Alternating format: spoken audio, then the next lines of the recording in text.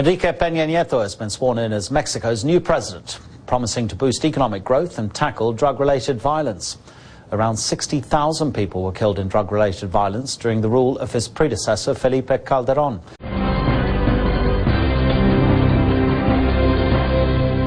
At a ceremony in Congress, outgoing President Felipe Calderón handed Peña Nieto the presidential sash.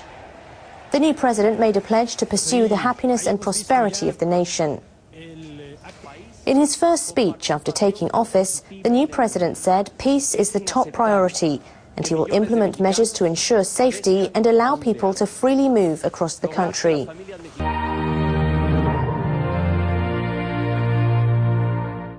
Inside Mexico's Congress, applause as the presidential sash was returned to the political party that until 12 years ago ruled Mexico as what some call the perfect dictatorship.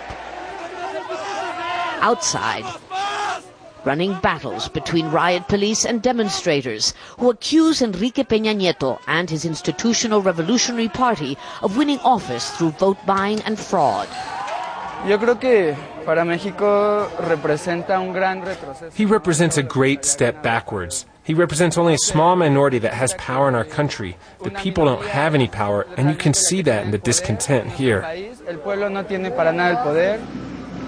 Peña Nieto ignored the protests as he enumerated a long list of ambitious plans that he has for transforming Mexico from a country where more than half the people live in poverty into a world economic power.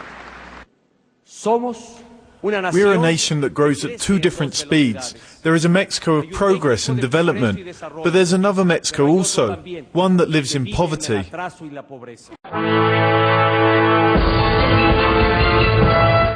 Peña Nieto's inauguration sees the return of the centrist PRI to power. For over 7 decades, the party controlled the country in the face of persistent allegations of coercion and corruption. But as the new head of state demanded peace inside the National Palace, outside, angry opposition protests turned violent. The crowd chanted "assassins", threw rocks and fired bottle rockets at police, who responded with tear gas. Many are concerned that despite the new president's assurances, the return of the PRI to power could mean a return to authoritarian rule.